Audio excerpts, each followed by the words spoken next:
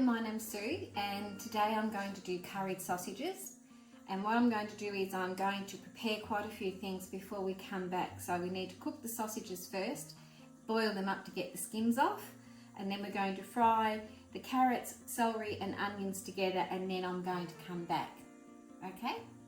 What I've done is I've put some oil and some margarine in a really big pan, and I'm going to cook that through so it's ready to put the onions and the carrots and the celery, and I'm going to cook those through, and then I'm going to put all the curry and all the curry paste through it.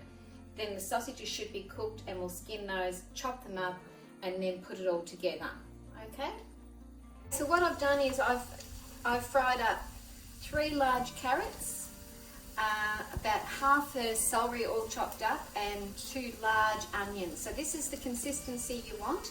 This is the look of how your all this mixture needs to go before you put your curry in. So I'm going to do that now. So I'm going to use a green curry, which you can get at any supermarket, and I'm going to use about that and a bit.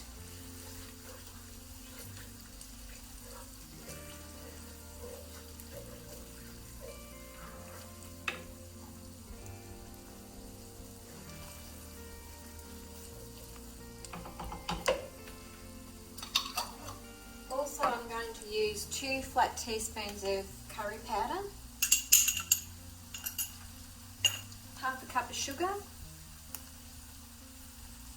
which seems a lot, but it's not, and 2 big tablespoons of chicken powder. I use Knorr chicken powder.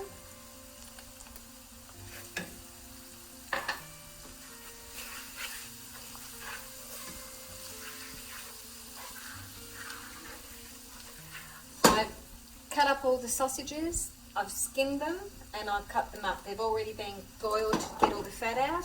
Whack all those in.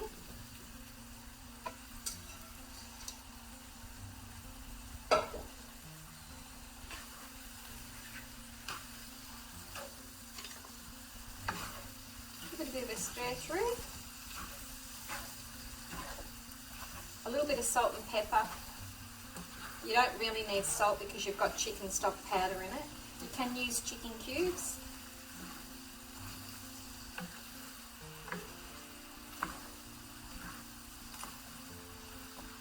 And 2 tins of coconut cream.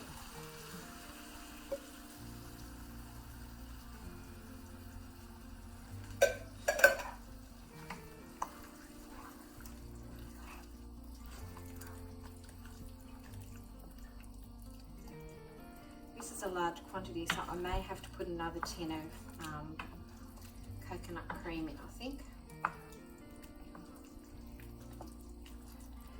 So what you need to do now is you just need to cook that for a couple of hours, just nice and slow. If you've got a big pot like I've got here, just put a lid on and cook it very, very slow on the top of the stove, or you can put it in a nice big couple of casseroles in the oven and cook for a couple of hours on around about 150, 160, just nice and slow, and give it a stir in between.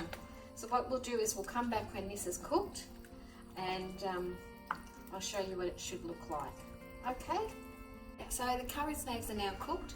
They've been cooking for nearly an hour and a half, nearly 2 hours, just on slow on top of the stove. You can put them in the oven and put them in a casserole if you don't have a nice big pot like this.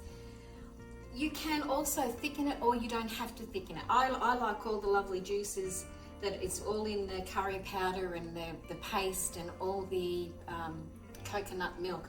It's a different way of cooking it. It's a little bit more spicy than you would normally have just normal curried snags. So what I've done is it's all finished. This is all ready to now to eat, and it freezes beautifully. So what I've done is I've just plated it up with some rice that you can, all the juice and everything goes around it. It's fantastic in the winter. It's a really, really tasty dish. So I hope you make it and I hope you enjoy it. Thanks for watching.